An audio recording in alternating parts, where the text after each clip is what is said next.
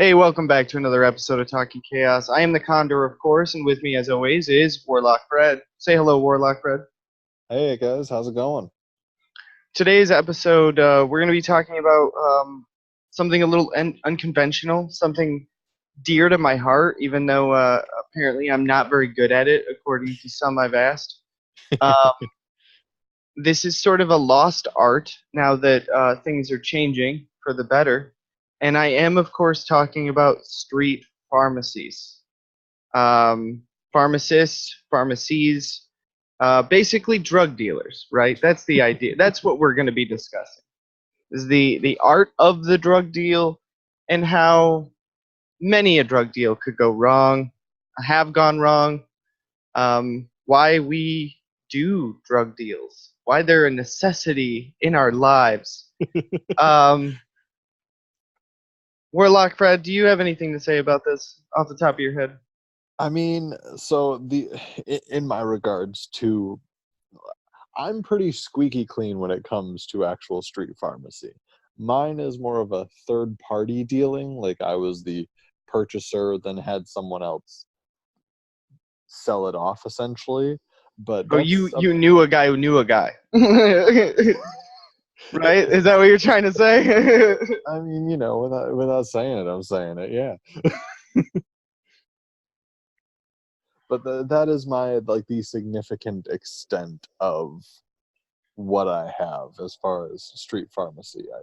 Yeah, There- I attempted to try to have a sort of side hustle, even though I've always had problems with my front hustle, frankly. Um, your main hustle. yeah, my main game, or my job, as white people call it, I guess. Um, I'm only allowed to say that because I'm a bird. Uh, A white fucking bird. touche. I'm an albino condor. Um, but no, I've definitely been robbed. I've been robbed professionally, and I've been robbed in the backyard of somebody's house. And really, that was like a snatch and grab. Like, So to clarify, you've been robbed in the aspect of street pharmacy, not necessarily in the aspect of, hey, give me your money. Somebody just came up to you and robbed you. um, what money was taken from me was not my money. In the case that did happen, but under the street pharmacy, like I was trying to help someone out. Under the street Um, pharmacy umbrella. for sure, in the backyard of another friend's house, and he was like, "Hey, can I get a look at that?" And just bolted. Just suddenly he's over a fence, over another fence. I'm like, I'm not dealing with this, and I walked home, which is funny because I rode a bike there. He threw me off my game so hard that I forgot that I had left a bike there. So not only did I lose out on a bag, I lost out on transportation also. So you're telling me some 16-year-old punk just jumped a fence and bolted on you? It would have been, yeah, something like that. Definitely under 20. Yeah, and I would have been around 20, maybe 22 at the latest. But I wasn't I've never been athletic. I was in quiz bowl. If you want it, just take it, man. Like, obviously you need it. It'll be all right. I mean, clearly they need their money more than you need their money. Well, and I was such a little I definitely went about this I'm gonna call it the Corey Matthews style.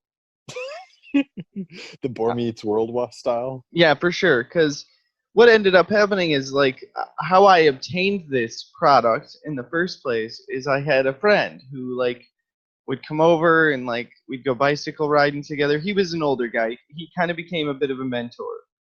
But he approached me one day and goes, "Hey, you think you could get rid of a bunch of this?" And I was like, "What's a bunch?" And he was like a quarter pound. Jesus. And I'd never seen anything like that before in my life. I was fresh, very green. And that wasn't to make a weed joke either, but but he just said yeah, go ahead and try to get rid of it, and you owe me $600. And I was like, all right. So like when this happened, when I got like snatch and grabbed, I straight up approached this guy and was like, hey, this happened. Somebody just bolted with like, I could have been a quarter, could have been a half, but I know it was one of the two. And he was just like, well, do you still have enough that you can pay me? And I was like, yeah, of course. I just wanted to let you know what happened. And he was like, yep, that'll happen. So your dealer essentially fronted you product with the aspect of you would pay him back.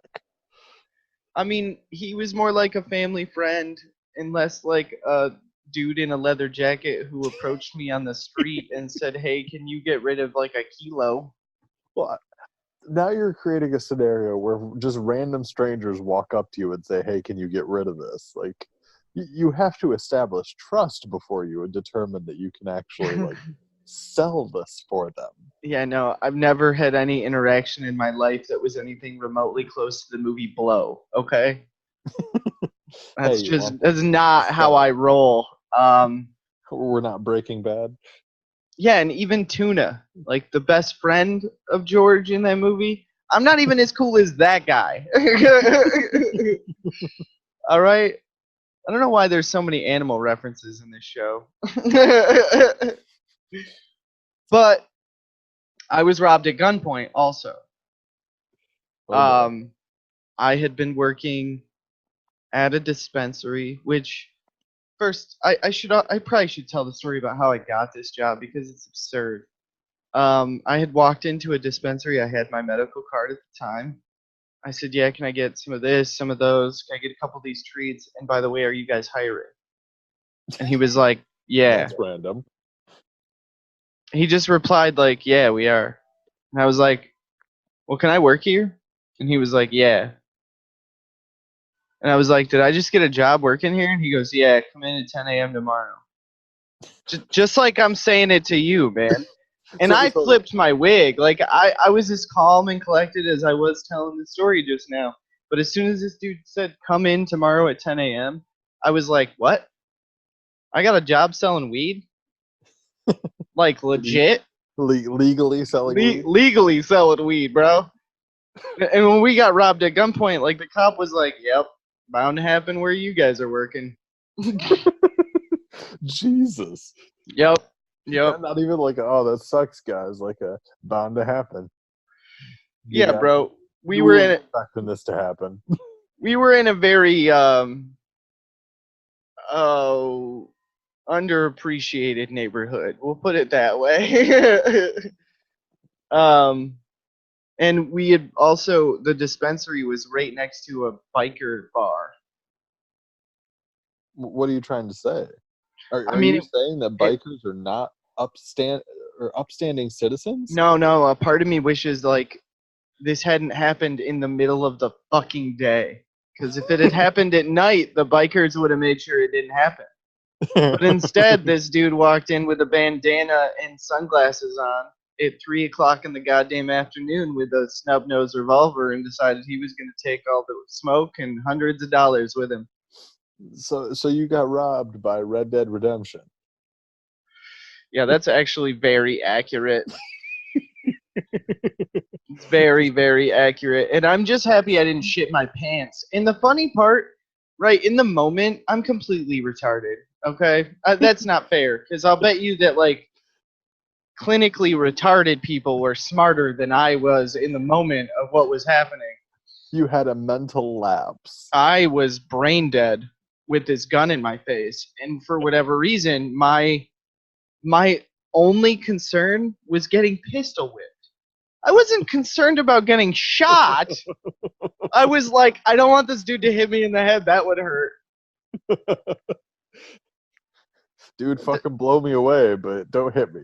Yeah, if I get shot, I'm probably dead. And that will hurt, but it won't after a while. But if he hits me in the head, man, like, that could be, like, permanent brain damage. Like, I could be, like, messed up for the rest of my life. Oh, Jesus. So obviously, I had been smoking a shitload of weed that day. But yeah, that's the only 2 times that I've been robbed. But incidentally, in all the times that I've like attempted to side hustle, I've never been arrested. Although I have been arrested. I've alluded to this in previous episodes, and I know that this is, This is a story frankly, I've been waiting for because I actually, on our we talk on the regular outside of the podcast, and this is something I've been waiting for even outside of the podcast. So this is a story I want to fucking hear. Fred's like sitting down on a rock with his staff next to him, like rolling a cigarette. Like, you go on, Bird. You tell this story. I've been waiting for this. I got to get my pipe out for this one. Yeah, it's definitely a pipe. So, okay. How do I tell this story the best way? Okay. With words. Occasionally in cities, in its daytime, and you want to smoke a jib or a joint for the rest of those who aren't following where I'm going with this, you find a cemetery. That's what I like to do. I know it seems strange, but frankly, it's really peaceful. Nobody fucking says shit in a cemetery. Because they're all fucking dead. Well, unless you come up on some people that are like, burying a loved one, in which case you're the shitbag. no, I genuinely stay away from people. I'm not disruptive. I don't walk on graves. It's just one of those things where it's a genuinely peaceful environment and nobody bothers you. As opposed to like a city park where there's nobody else around you, nature walk, shit like that. You decide, hey, let's go check out the dead people. Well, we were in a car, so we were going to stay in the car and drive around in the cemetery. But immediately a cop pulls in behind us and knows what we're up to, because who goes to a cemetery at 2 o'clock in the afternoon? Not very many Lay people. down flowers. Goddamn. Not the way that we were behaving. That's So fair. this cop runs my information as well as everybody else's. Now I've got enough flower, grass, trees, smoke, weed on my Marijuana. person to roll a joint. That's it. That's all I've got. It's like enough to roll a marijuana cigarette. And what I had on me, the way that I had it, was not illegal. We hadn't done anything that was breaking the law yet. Mm-hmm. My mere possession of it was not against the law. So he runs all of our information, and he comes back and he says, Mr. Barnes, I need to place you under arrest. Interesting. And I'm like, what? Why? I mean, legally, I squawked at him straight up. The guy was like, what? Why? So we're going to go back about 10 months. I was driving my mom's car, and I got pulled over. Her tags were expired. I got a ticket. Ticket for the tags. Did you have a fucking warrant? I had a warrant out for my arrest. Good God. My mom said she would pay the ticket, and my grandma died, her mom, and she completely forgot about it until now.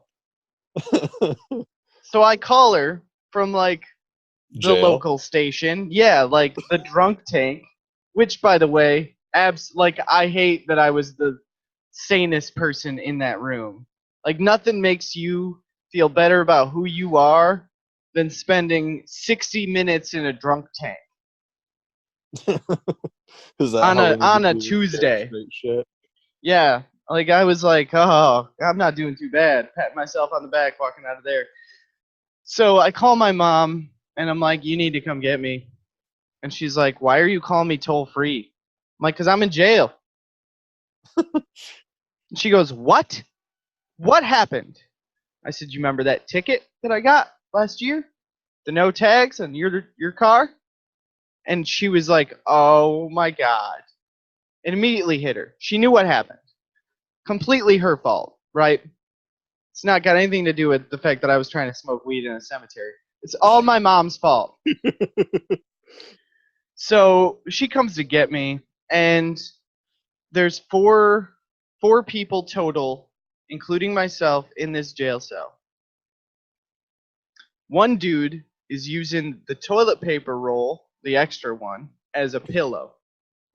I mean, you gotta be comfy. I've never seen that before in my life. I was like, straight up, not a bad idea. I'll be taking that from you later on. Toilet roll, good pillow. Don't move. You've got one position, and that's it. The other dude was of my skin tone, and he was flipping out, scratching his arms, and they were all red from the scratching. And he was like, I gotta get my medicine, man. I gotta get my medicine. And I'm like, whoa, whoa, whoa, whoa, whoa. So I sat over by toilet paper roll pillow guy. So you got yourself a tweaker, and the guy who's been in here once or twice and figured the shit out. Right. So there's sleeping guy, toilet paper roll. There's tweaker, and there's one other dude. And that dude was like, hey, man, how's it going? Totally calm. Totally calm. He was like me. Like, I'm just here. He goes, what are you in for? And I was like, you're never going to believe this. And I tell him the story. And he goes, are you fucking joking? And I was like, no, man. My mom's is on her way right now. I should be here shortly. I should be gone. What are you in here for? He was in there for child support. It's like, okay, I can understand why this is completely jacked. And I'm only going to guess that the tweaker's in here for drug-related offenses. But I'm afraid to ask for fear he's going to scratch. So the guy obviously understands that, like, I smoke weed, right? So I spent the next 90 minutes telling this guy how to grow weed. I took him to weed school. Like, I came in and taught a marijuana seminar at the local drunk tank for 90 minutes on a Tuesday. To one guy. To one man who has child support issues. So he could afford to make extra money hustling. You know what I'm saying? Doing so I was trying to help him out. Like, this is how you don't end up here again.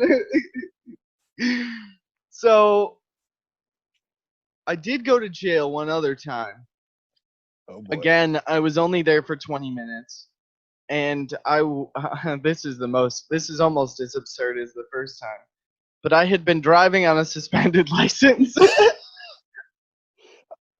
How did you have a fucking suspended license?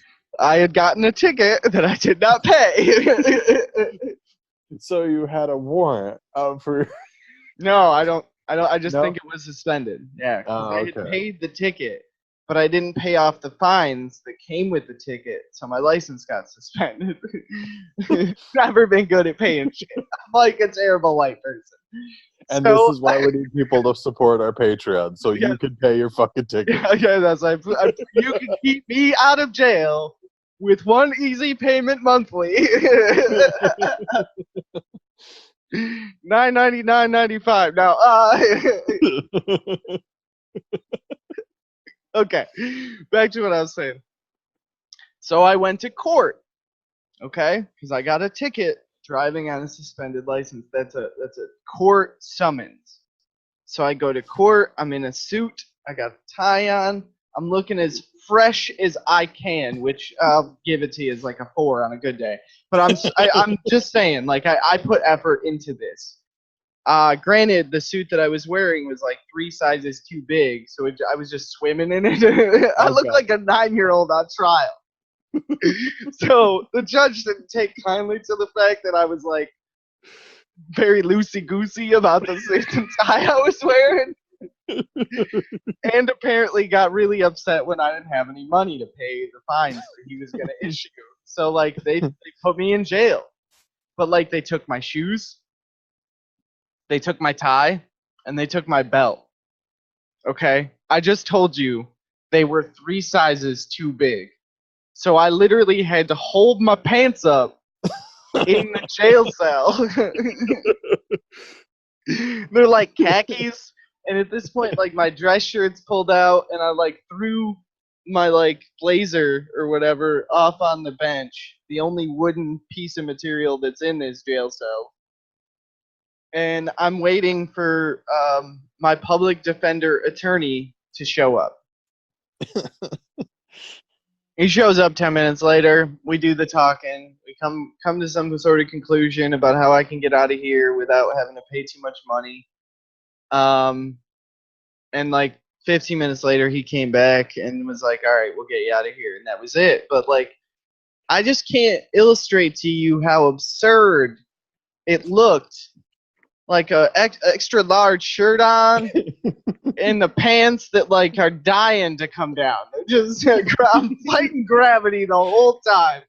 Luckily, I'm the only person in this jail cell because I obviously looked really sexy. Absolutely. Right. I mean, it sounds like you were primed for the picking. Yeah, no, I'd rather not. I appreciate the sentiment. Thank you. That's inappropriate. Is it? Is it Yeah, though? I don't. I'd appreciate it if we not insinuate butt stuff happened while I was in this like 8x8 jail cell with these pants that kept trying to come off. I mean, if you were the only one in there, why didn't you just like fuck it, let him go, and fucking walk around in your boxers? Well, because I've always been a bit of a tighty whities guy, frankly. Like it's yeah. How awkward more would it have been, dress shirt, tighty whities, alone in the jail cell, pants around my ankles? Like, that's, I'm going to be there overnight. I swear to, if I do that, they're not letting me out. Oh, absolutely. Yep. But yeah, those are the tales about how I ended up in the justice system, even if it was for a very short-lived amount of time. And I do want to say that, like, there's probably a level of white privilege happening with how quickly I was out of these places. Oh, didn't even get to the best part, right? Okay. Oh, God. So the first time I was arrested after I teach the guy how to grow weed, my mom shows up, right, to get me out. Mm-hmm. Now, I had been in possession, right, of 1.5 grams or so of marijuana product, flour, green stuff, the whole cucamonga, if you want to say, like, this was the cream of the crop. And it was in a cellophane, right? Berry hood. Okay. Mm-hmm. They put it in the safe with the other pills and medicine for people who were there. Yeah, it was like meds for me. And when I left the jail, I got it back. They like had to give it to me in the cellophane. Like I got my wallet, my belt back, my shoes, and then my weed. And my mom was like, "What the fuck? Like, did they just hand you your weed back?" And I was like, "Well, technically this isn't my weed, but I said it was my weed so that they didn't go to jail because I was the only one that had my card at the time, and I was with 2 other people who didn't have their medical license." And as we were leaving the jail, I was like, "But it's my weed now, motherfucker. I went to jail." Oh, absolutely. I mean, that's just a surcharge. I did the nice thing and I kept them out. So this is my honest payment for a night's work. Yep. So I understand the police part of this. That's where I'm jumping in on this because, I mean, we jump all over the fucking place. Mm-hmm. But for me, I've had a few interactions with members of the law enforcement community, mostly with the speeding tickets and things like that. I tend my right foot's led. It goes the way it wants to. But the one that really sticks out to me is, we actually we were over at, me, one of my exes, and another friend of ours. We were over at a friend's house, hanging out, drinking and shit. At the time, I was like, I know I'm gonna have to drive, so I'm only having like a beer. And so that's what we all say. Oh, no, I legitimate, like, granted, I'm the drunk wizard I am now, but yeah. Level 14, bitch. 15, motherfucker. All right. I forgot you leveled up last week. Go on. But so at the time I wasn't a big drinker, and so I was like, you know what, I'm just gonna have a beer. I'm the one that's the DD, so I'm DD. Which again for us at that time was, hey, you're having a beer. And a couple hours later, all right, we're driving home. And apparently I was swerving just enough to warrant the eagle eyes of some cop that he pulled me over. And so I have my at the time my girlfriend in the passenger seat and my friend right behind me. And he's like, I need everybody's IDs. All right, fucking get them all. And he's like, I'm underage, or technically, no, I had just turned 21. So I was just over 21. Friend behind me is 21. Girlfriend is not. Like, is very much underage. Is she inebriated? Yes. Ooh. Like a bottle of wine, essentially a bottle of wine to herself. Ooh. See.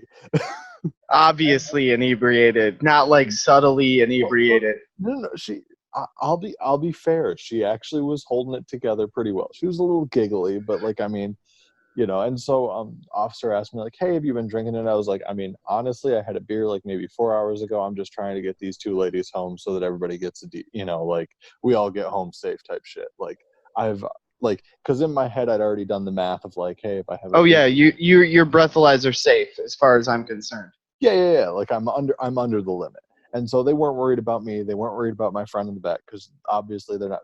And so like and I forget exactly what the question that was asked to the girlfriend at the time, but she said, yes, ma'am. The officer was male. Who never a good way to go.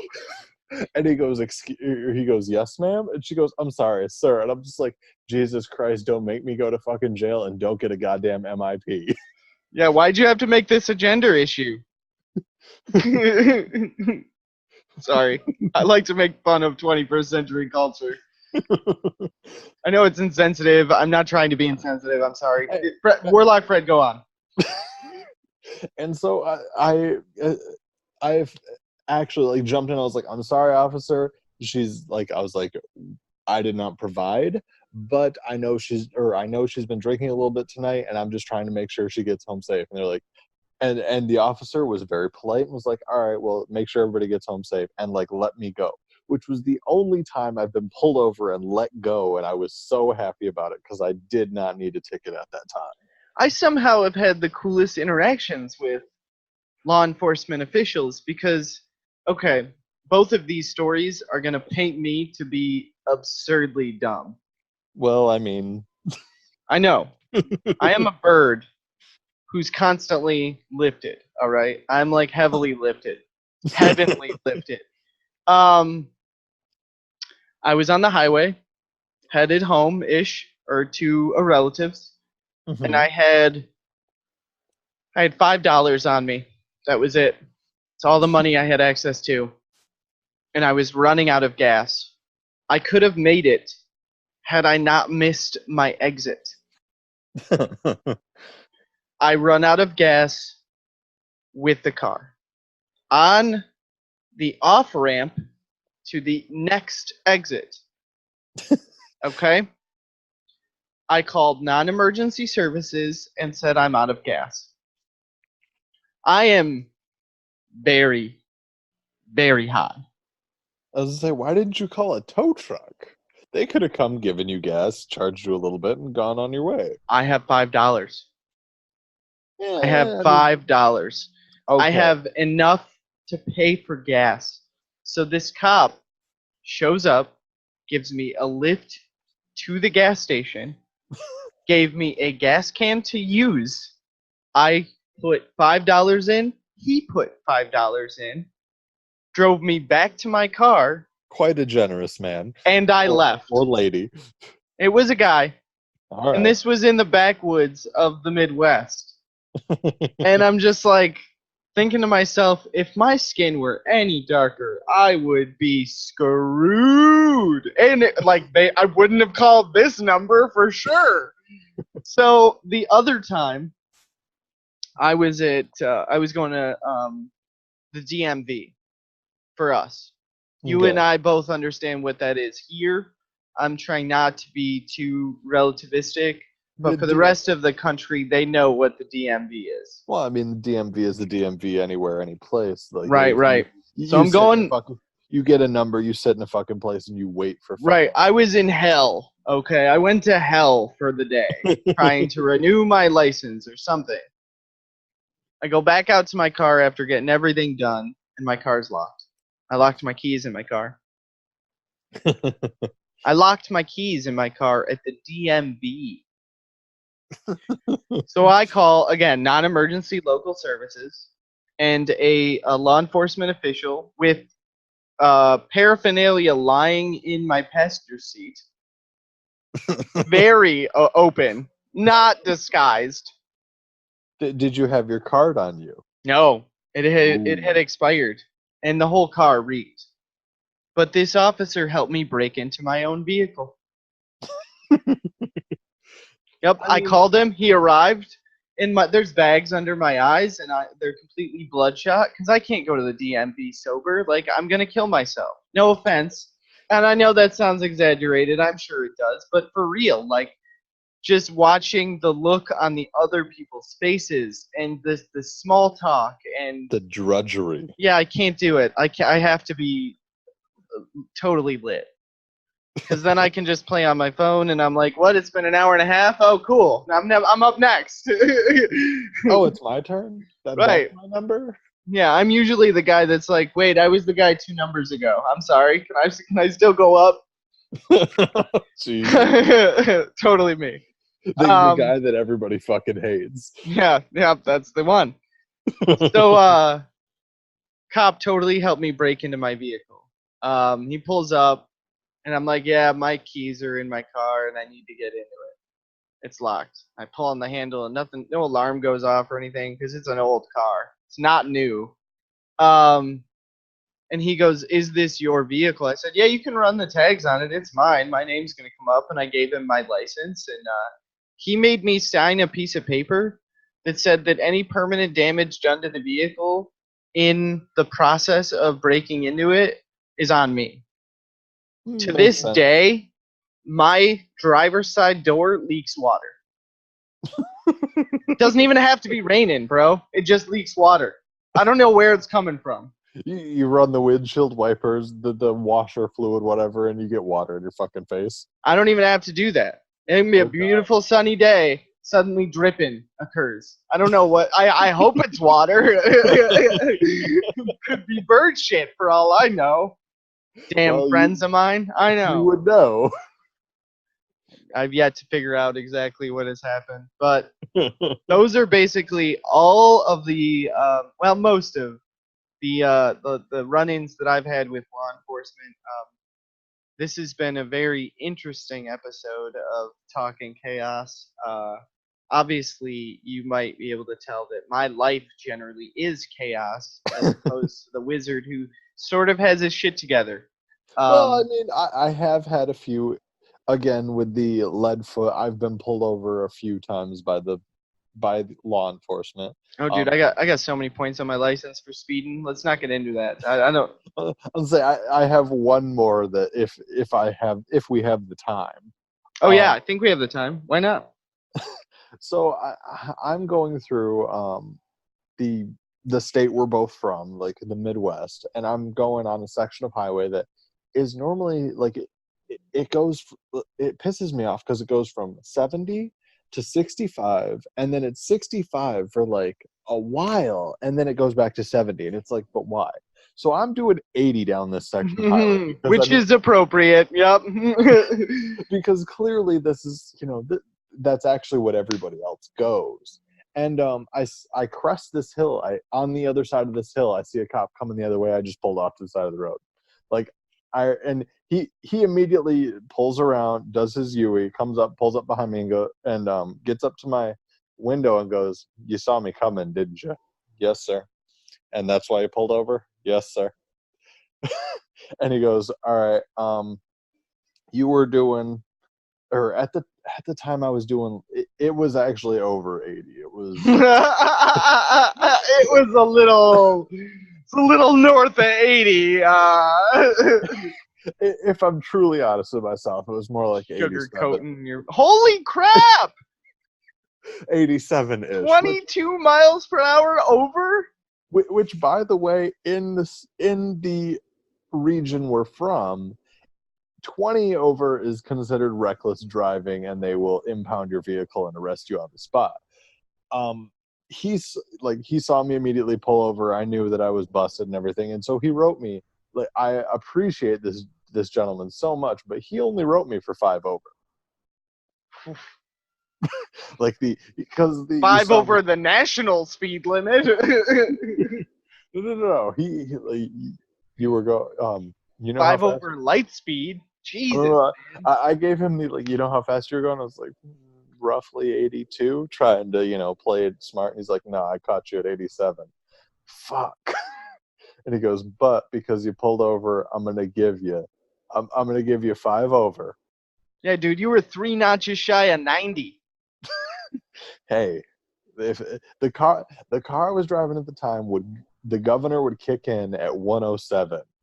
I'm just saying I wasn't trying to hit that point.